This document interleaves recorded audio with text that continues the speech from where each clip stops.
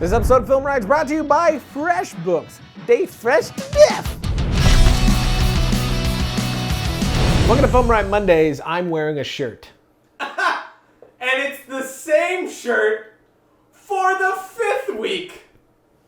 What's funny about this is we pre-shot all of those episodes, and it's been like a month.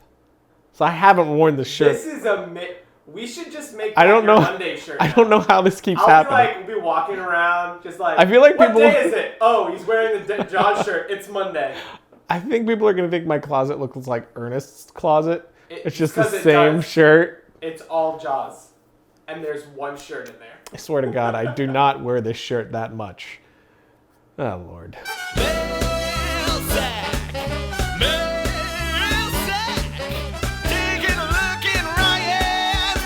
What did you think about Star Wars? I freaking loved everything about it. I thought it was so good. I mean, I'm a big fan of the original 3. Probably not as big of a fan as you might think, or as like my brother and Eris are, because I saw it when I was a little bit older, so I missed that nostalgia lock-in from when you were really young. But I still love the films and am a fan. And this movie made me 10 times more of a fan. I feel like I'm way more on the same level of fandom with the Star Wars universe now as my brother and Eris. I just thought they freaking nailed it. The nostalgia of the whole thing, the fan service was great. Everything about it. It was one of the most fun summer movies that I've seen, and I can't even remember. And Rey is one of the coolest characters to come out in quite a while. I freaking loved her. And now that I have a daughter, I'm really excited for her to grow up enough to see this awesome, basically female superhero. I loved it. I loved it through and through. If you had to choose between making an indie film with a low budget or a big budget studio film that will change up your movie to their likings, what would you choose? Indie film all the way. I mean, that's why I started the company that I did. I want to do things the way I want to do them. I want to tell my own stories.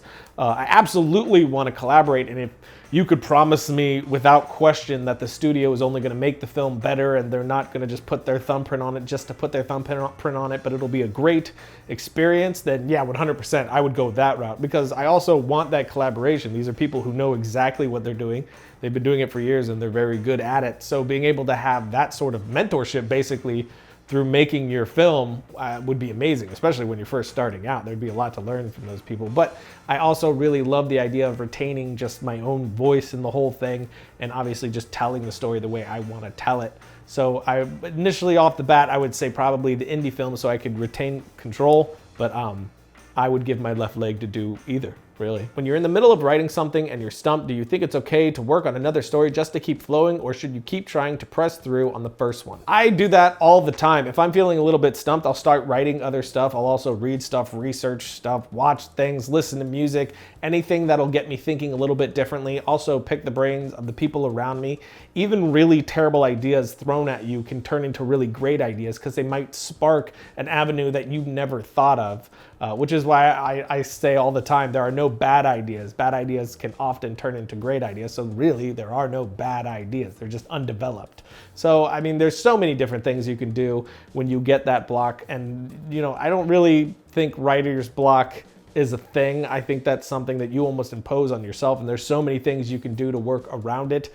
Maybe they're like little fences that you can jump at best. So yeah, write something else, read stuff, ask people, and you'll break through it. All right, smexy guys, answer me this. Is it a wise idea to shoot a film entirely green screen? I'm not gonna tell anyone how they should or should not shoot their film. It depends on the project that you're doing. I mean, look at Sin City. I really dig that film, and the way that they do it was the way that they should have done it, and that was pretty much an entirely green screen film. The 300 was a very heavily green screen film. So, I mean, it depends on the production that you're doing. If it fits the sort of thing that you're trying to do, if you're trying to transport to another world so intensely that you want the whole thing to feel sort of artificial in a way, maybe that's what you're going for.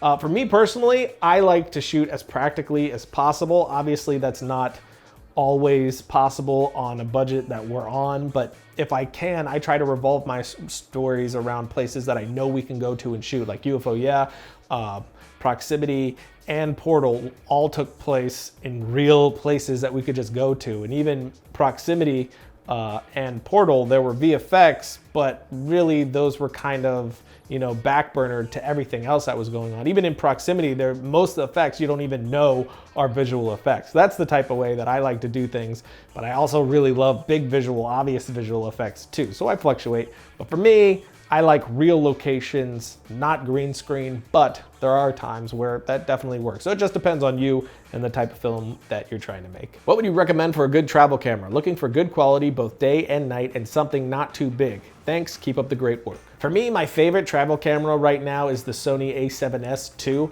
I actually just got one for myself. I'm gonna be traveling to a few places pretty soon with it here, and I've traveled with it twice before. It's really small and light, very small footprint, easy for run and gun. It's very inconspicuous, it's not in people's faces, but it's got fantastic low light. The audio in the camera is pretty good if you just toss on like a Rode vid mic or even a lavalier straight in the camera, which is how we did this Warner Brothers tour we did on Variant. Was with the A7Ss, and then we just put the audio right into it. It does a great job. So all around, it's a pretty impressive camera and really small. The price range is pretty high, so it depends on what your budget is as well, but definitely something like that, a smaller camera like a GH4, an A7S, or maybe even if you have to go very low, something like a T2i or a T6i would be the way to go. Will the streak of the same shirt continue? I mean, I'm not doing it on purpose. Last question, do you think filmmakers will ever go back to using practical effects other than CGI? I think it's already happening. I mean, you're already seeing people promoting their films based off the fact that they're using more practical effects. I mean, that was Mad Max's big claim to fame, is that they tried to do as much in camera as they possibly could, and even all of the Mission Impossibles, that's a big selling point. Tom Cruise actually did this, and even the new Star Wars, talking about they're going back to using a lot of practical effects. So I think everyone got really excited about CGI and what it could do for filmmaking, what it could do for stories. You could show pretty much everything, and it went to, like, you know, one extreme, and then people started getting sick of certain things, and it started coming back, and we're sort of putting too much of an emphasis on practical as if the visual isn't as important. And then we're gonna, you know, feather out into the middle ground where it's, for me, the practical and the visual effects marrying together, it's what makes the most amazing stuff. That's when you get really immersive and incredible visual effects, is when you're piecing those two together. I adore practical effects, freaking love visual effects, and when you combine those together, you get really, really incredible results. And even films like Mad Max are just riddled with visual effects. You see the before and afters, and they're in almost every shot. That film is processed like crazy. Nowadays, there's not a single film that doesn't have some kind of visual effect in it. Even films that you assume have no visual effects in it whatsoever definitely do at some point, whether it's removal or some kind of simple compositing. If you're doing freelance work or have a business on the side or running one full time, you need to know about FreshBooks. FreshBooks is an amazing online tool that makes life way easier when it comes to invoicing, getting paid, and tracking your expenses. It's one of the absolute easiest ways to get your accounting done super fast. Your clients pay you online, your expenses are tracked automatically, and all the little details about cash flow are in one place. Using the FreshBooks time tracking is also a huge help when it comes time to invoicing. You'll know what you did, when you did it, and who you did it for. And they just launched a new feature that allows you to get paid upfront with deposits, helping cover costs of projects upfront. You can even see the full history of any invoice, so you'll know whether your client has looked at your invoice or not. So head over to freshbooks.com/FilmRiot, and don't forget to enter FilmRiot in the How Did You Hear About Us section. So that's it for today, which means it's time for my suggestion of the week. This one is actually an ad called The Letter from a company called Otto, which I've never heard of before, but Short of the Week post a little while back during the holidays a couple of ads that were extremely well done, and this was one of my favorites. You can find this one and the other ones that they posted as well right here. It's just really great visually and a lot of really fantastic emotions all placed in this very short amount of time. So definitely check that out. And until next time, don't forget to write, shoot, edit, repeat.